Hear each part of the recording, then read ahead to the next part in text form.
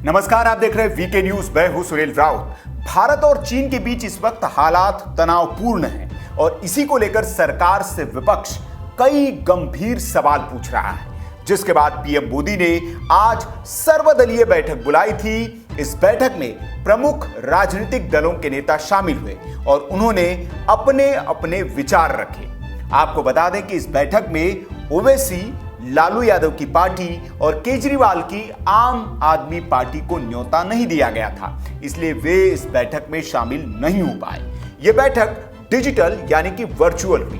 बैठक की शुरुआत में उन 20 भारतीय सैनिकों को श्रद्धांजलि दी गई जो हाल में पूर्वी लद्दाख में शहीद हुए हैं। बैठक में सबसे पहले कांग्रेस अध्यक्ष सोनिया गांधी ने अपनी बात रखी।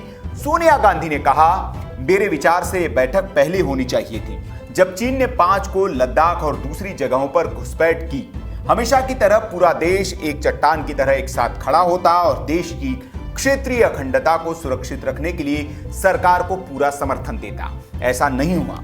अब जब देर से भी ये हुआ तो हम संकट के अहम पहलुओं को लेकर अंधेरे में हैं। सोनिया गांधी ने आगे कहा, हमारे पास सरकार के लिए कुछ सवाल है। किस तारीख को चीन के सैनिकों ने हमारी जमीन पर लद्दाख में घुसपैठ की? सरकार को कब इसकी सूचना मिली? 5 मई को या उससे पहले? क्या सरकार को सीमा की लगातार सैटेलाइट पिक्चर्स नहीं मिलती? क्या हमारी बाहरी इंटेलिजेंस ने एलएसी पर कुछ असामान्य गतिविधि की जानकारी नहीं दी? क्या मिलिट्री इंटेलिजेंस ने सरकार को घुसपैठ और बड़ी संख्या में चीनी सैनिकों के आने को लेकर अलर्ट नहीं किया था? क्या सरकार की नजर में इंटेलिजेंस फेल हुआ है? सोनिया गांधी ने पीएम मोदी से सभी जानकारी साझा करने की अपील करते हुए यह भी पूछा कि सरकार आगे क्या करेगी, आगे क्या रास्ता बचा है। सोनिया गांधी ने कहा, पूरा देश भरोसा चाहता है कि सीमा पर यथास्थिति बहाल होगी और चीन एलएसी पर पुराने स्थान पर लौटेगा। किसी खतरे से निपटने के लिए हम तैयारी के बारे में भी जानना चाहेंगे। सोनिया गांधी ने यह भी कहा कि कांग्रेस पार्टी और पूरा विपक्ष सेना के साथ है और वे युद्ध के लिए तैयार रहें, इसके लिए कोई भी त्याग करने को तैयार है। पूरा देश और विपक्ष सरकार से उम्मीद करता है कि सरकार हमें विश्वास में लेकर काम करेगी और समय समय पर जानकारी देती रहेगी ताकि हम दुनिया के सामने एक दिखें। बैठक में कांग्रेस अध्यक्ष सोनिया गांधी के अलावा राष्ट्रीय कांग्रेस पार्टी के अध्यक्ष शरद पवार, टीआरएस नेता के चंद्रशेखर राव, जनता दल यूनाइटेड से नीतीश कुमार, द्रमुक के MK. Stalin, YSR Congress party की ओर से वाईएसआर जगनमोहन रेड्डी और शिवसेना नेता उद्धव ठाकरे भी शामिल हुए थे। शिवसेना प्रमुख उद्धव ठाकरे ने कहा कि हम सब एक हैं, हम सब प्रधानमंत्री मोदी के साथ मजबूती से खड़े हैं, हम अपनी देश की सेना और उनके परिवार के साथ खड़े हैं। भारत शांति चाहता है, इसका मतलब ये नहीं कि हम कमजोर हैं। चीन हमेशा से धोखेबाज रहा है, भारत मजबूत है, मजबूर नहीं। हमारी सरकार आंखें निकालकर हाथ में दे देने की क्षमता रखती है। महाराष्ट्र सरकार में शिवसेना के सहयोगी दल एनसीपी ने प्रधानमंत्री मोदी के प्रति अपना समर्थन जताया। इसके साथ ही एनसीपी प्रमुख शरद पवार ने चीन के सामने सैनिकों को निहत्थे भेजे जाने के राहुल गांधी के सवाल पर उन्हें बैठक में आईना भी दिखाया। देश के रक्षा मंत्री रह चुके शरद पवार ने कहा कि सैनिक कब कहां हथियार के साथ रहेंगे और कहां नहीं, यह अंतर्राष्ट्रीय समझौतों के मुताबिक तय होता है। पवार ने कहा, ऐसे संवेदनशील मुद्दों पर कुछ भी बोलते वक्त लोगों को सावधानी बरतनी चाहिए। उनका इशारा साफ साफ राहुल की तरफ था। बड़ी बात यह है कि पवार खुद रक्षा मंत्री रह चुके हैं और जब वे बात बोल रहे थे तब कांग्रेस अध्यक्ष सोनिया गांधी भी मीटिंग में मौजूद थी और वो शरद पवार का मुंह ताकती रही, क्योंकि शरद पवार महाराष्ट्र में कांग्रेस के साझीदार भी है। तो ये रही ऑल पार्टी मीटिंग में हुई मोटी मोटी बातें जो विपक्ष के बड़े नेताओं ने कही, बड़े दलों ने कही। बाकी और भी नेताओं ने कई सारे मुद्दे रखे, उन्होंने अपनी चिंताएं भी जाहिर की और बैठक के बाद प्रधानमंत्री नरेंद्र मोदी ने खुद आकर देश की जनता को भी संबोधित किया और उन्हें भरोसा दिलाया कि देश की 1 इंच जमीन भी दुश्मन को नहीं दी जाएगी और इसके लिए देश की सेना पूरी तरह से तत्पर है, तैयार है और हर मुंहतोड़ जवाब देने के लिए तैयारी कर ली गई है। विचार रखे हैं वह बहुत ही महत्वपूर्ण है। हम सभी देश की सीमाओं की रक्षा में दिन रात लगे हमारे वीर जवानों के साथ चट्टान की तरह खड़े हैं। उनकी वीरता, उनके कौशल, उनकी सूझबूझ पर देश अटूट विश्वास रखता है। इस सर्वदलीय बैठक के माध्यम से मैं शहीदों के परिवारों को भी ये विश्वास दिलाता हूं कि पूरा देश उनके साथ है, पूरा देश उन्हें नमन करता है। साथियों, पूर्वी लद्दाख में जो हुआ उसको लेकर आपने रक्षा मंत्री जी और विदेश मंत्री जी को सुना भी और प्रेजेंटेशन को भी देखा। न वहां कोई हमारी सीमा में घुस आया है, न ही कोई घुसा हुआ है, न ही हमारी कोई पोस्ट किसी दूसरे के कब्जे में है। लद्दाख में हमारे 20 जाबाज शहीद हुए, लेकिन जिन्होंने भारत माता की तरफ आंख उठाकर देखा था, उन्हें वो सबक सिखा कर गए हैं। उनका ये शौर्य, ये बलिदान हमेशा हर भारतीय के मन में अमिट रहेगा। साथियों, निश्चित तौर पर चीन द्वारा एलएसी पर जो किया गया है, उससे पूरा देश आहत है, आक्रोशित है।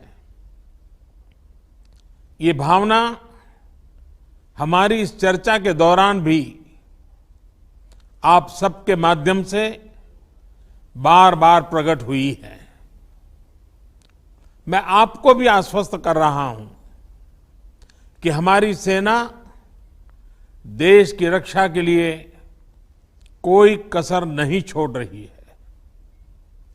डिप्लॉयमेंट हो, एक्शन हो, काउंटर एक्शन हो, जल थल नभ में हमारी सेनाओं को देश की रक्षा के लिए जो करना है वो कर रही है। आज हमारे पास ये कैपेबिलिटी है कि कोई भी हमारी 1 इंच जमीन की तरफ आंख उठाकर भी नहीं देख सकता। आज भारत की सेनाएं हर सेक्टर में एक साथ मूव करने में पूरी तरह सक्षम है।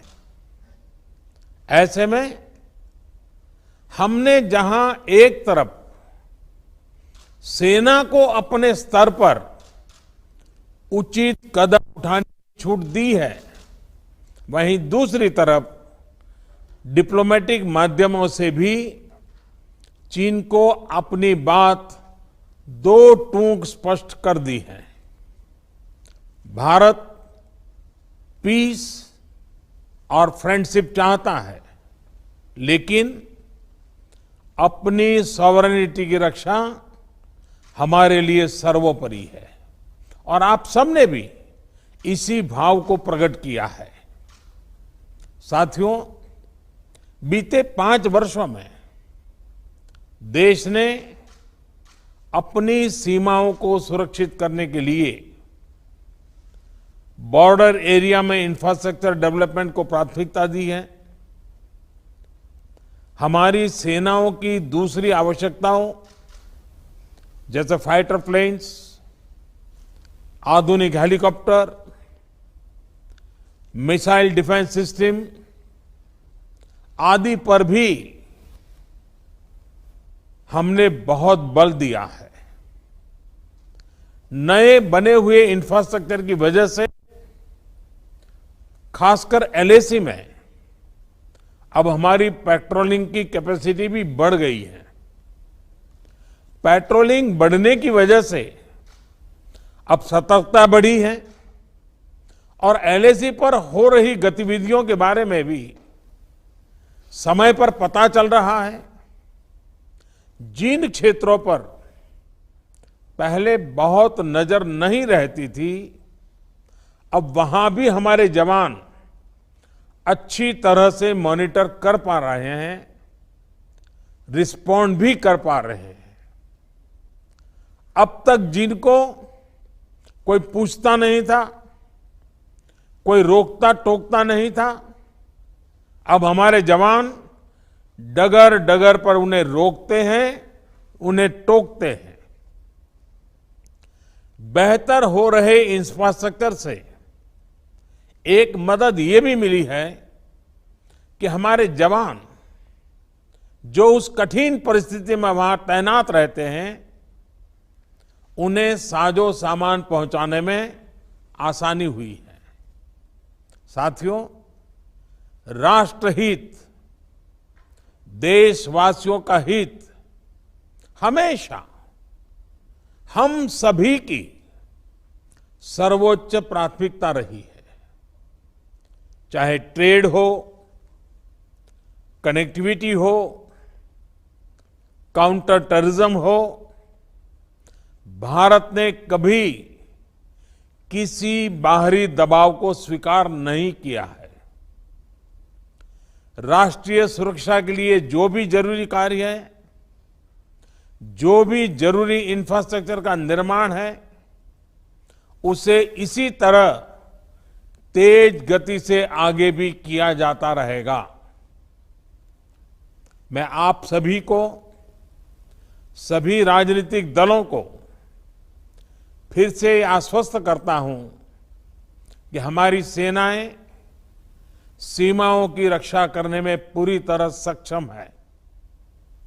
हमने उन्हें यथोचित कार्रवाई के लिए पूरी छूट दी हुई है।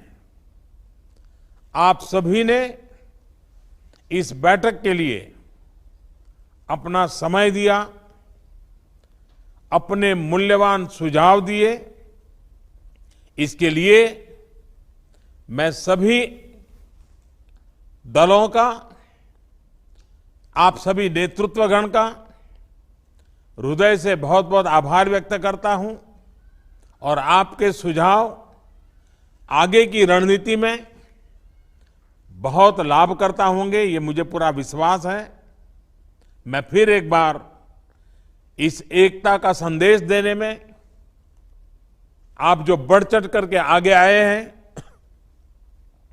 वे सेना का मोरल तो बढ़ाएगा, देश के लोगों की हिम्मत बढ़ाएगा, लेकिन दुनिया को भी जो संदेश जाना चाहिए वो पहुंचेगा। और इसलिए आज की मीटिंग में आपकी सकारात्मक भूमिका का बहुत मूल्य है, उसका बहुत ऐतिहासिक महत्व है। और इसलिए भी आप सभी अभिनंदन के अधिकारी हैं। मैं फिर एक बार आप सबका धन्यवाद करता हूं।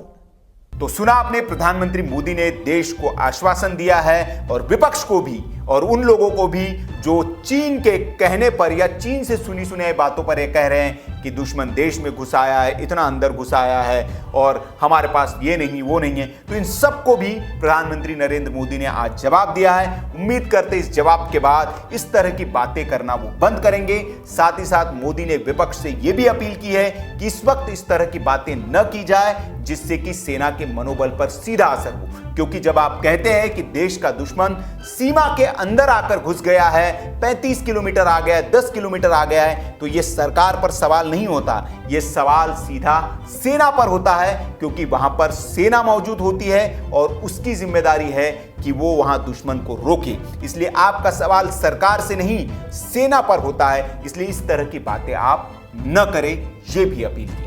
तो ये रही सारी जानकारी। वीडियो आपको कैसा लगा कमेंट बॉक्स में आप हमें बता सकते हैं। अच्छा लगा हो तो लाइक करें, शेयर करें और ऐसी खबरों के लिए आप देखते रहिए वीके न्यूज। नमस्कार।